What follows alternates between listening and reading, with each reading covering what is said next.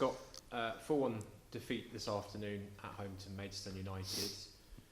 It didn't really go to, I think, the sort of plan you would have expected this afternoon. A lot of sort of individual errors and maybe quite not up to the performance level expected of yourself.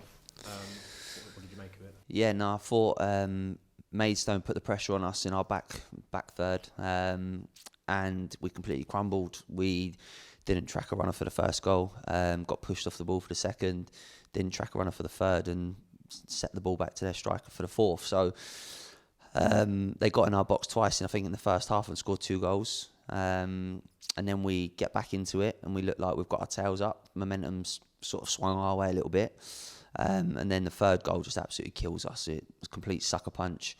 I didn't see that result coming, if I'm honest, even after Western on Tuesday night. I thought we had a team out there that could go and compete and be solid. And then, yeah, listen, when you gift them 4 goals, but they earned those 4 goals from working hard. They didn't give us a moment's rest in our back line. And I think that's the best Maidstone team I've seen. I think in the years that I played them, they all worked. You can see I think it was the 87th minute when Jared's made a run down the right. Got 6 or 7 lads that are tracking back, sprinting. And listen, when you've got a team that do that, you don't go far wrong. And I just said to the lads there, that's probably the first time that I can actually say that we've been outworked by a team here during my 3 years that I've been in charge. I thought they were savvier than us in terms of game management. I thought they won good fouls. They were clever. They worked ridiculously hard, and they punished us when the chances came. So one thing I would say is that I think it's the clearest red card ever when Victor goes through. The ref said he's going away from goal. Well, Adam Dubois got sent off in the FA Cup the other week when the ball was going away from goal. So the rules change. It's a load of rubbish. 1 week it's this, 1 week it's the next. And I'm sure that, listen, any other referee gives a red card. Yeah, we score from it, great. But playing against 10 men would have been a lot nicer.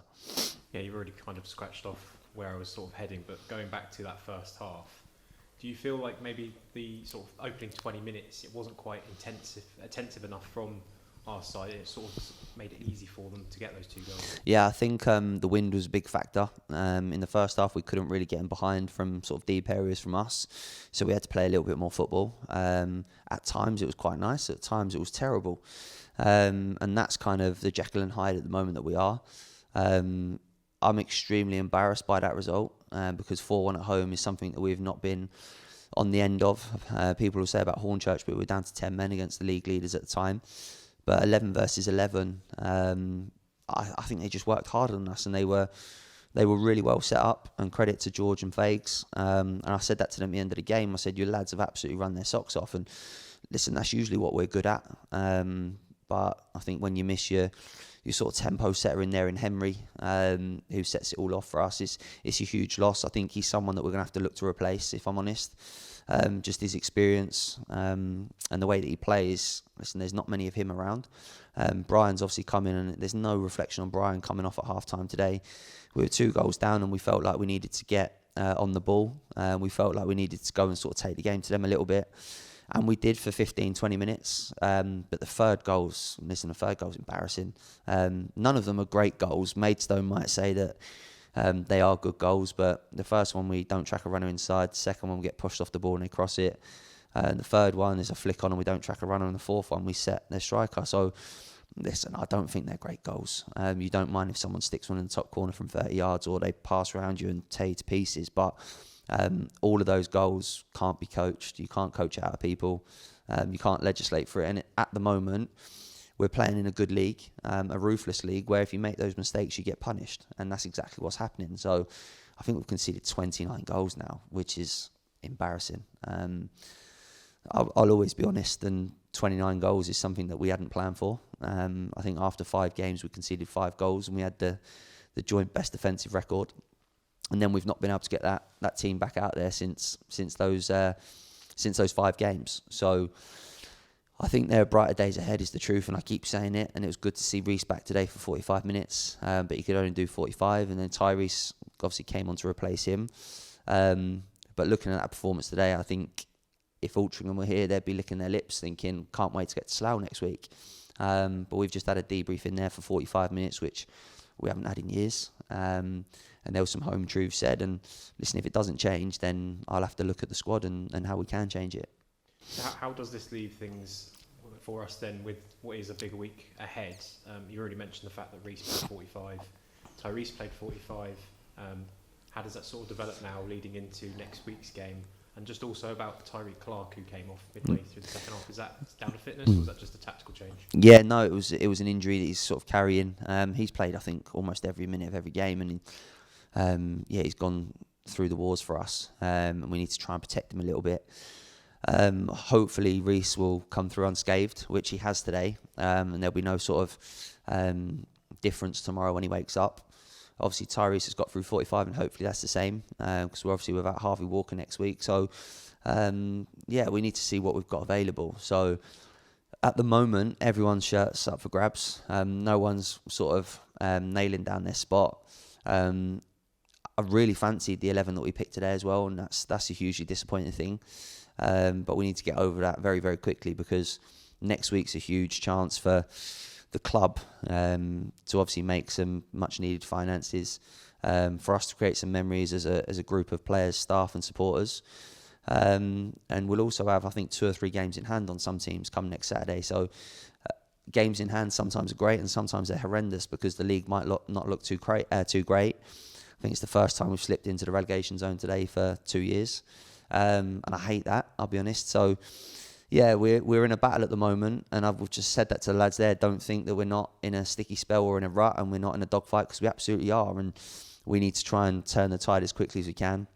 I think we need to improve the spine of the team. Hopefully Jordan will be back next week as well, something different. Victor's worked like tirelessly for us up top for weeks now, and probably needs a little bit of help. So yeah, that's kind of where we're at. Massively disappointed, but listen, people have their opinions on it. But I didn't think we actually played horrendously bad, which is crazy to say when you've lost 4-1. I think it's just individual errors that ultimately have cost us. Just to add a little bit more onto the sort of discussion around fitness and injuries, is there any sort of concern at all that, obviously with so many bodies out, the concern now maybe turns towards those players that are having to play every single game up to this point? Is there any sort of concern with their fitness at all? Yeah, no, absolutely. I can speak on my behalf that I think I played 12 or 13 games in a row.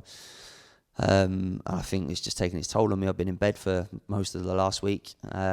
So it's not the ideal plan, or it wasn't the way that it was meant to be. But yeah, listen, people like Tyreek picking up little niggles now. Victor playing every week. Who else have we had that have had like little injuries and knocks? I can't think of. Jared has been in bed since Tuesday night when he got home from Western, but managed to come on today. So there has been a bit of illness in the camp. Tarek as well, another one. So yeah, it is what it is. We've not got a huge squad. People will say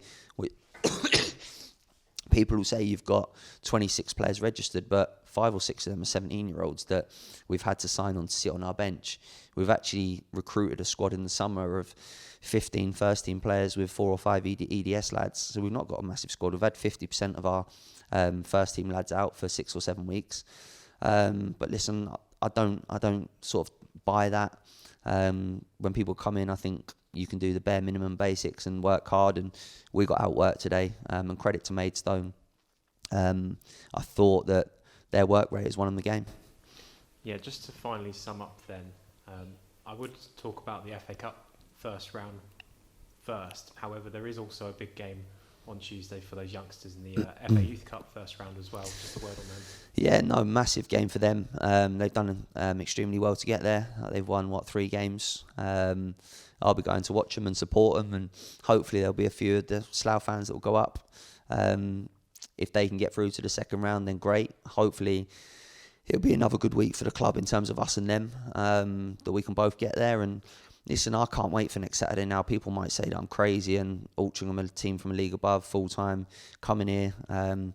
It's going to be a disappointing Saturday, but I don't buy that at all. I'm looking forward to it. I think we will get a reaction because we have got a good group of honest players.